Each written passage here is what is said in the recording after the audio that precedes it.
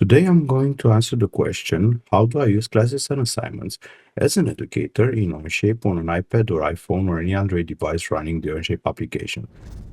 Currently on the iOS application for Onshape, classes and assignments work only for students. For educators, all the classes are grayed out and the message on the top of the screen advises educators to use the web.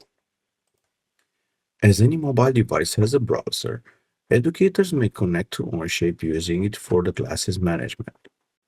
When signing into Onshape on the web browser, you will see a warning that Onshape does not currently support mobile browsers. This is referring to the modeling functionality, as browsers limit how users can interact with the modeling window. You can still sign into Onshape for data management and to access the Learning Center. In the web app, the classes can be opened by the educator. A new class or a new assignment can be created or published, just like on any computer.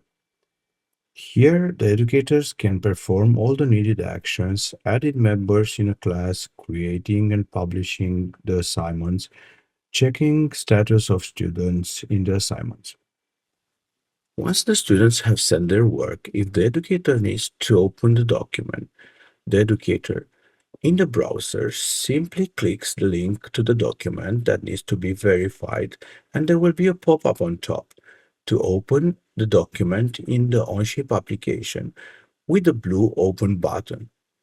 Tapping the button will open the specific document in the application without the need of closing the browser.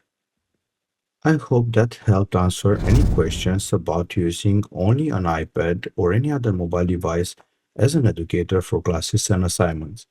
Make sure to check out the Onshape Learning Center for more content on teaching and learning Onshape. If I missed anything or there are other topics you'd like to see covered in future videos, leave a comment below.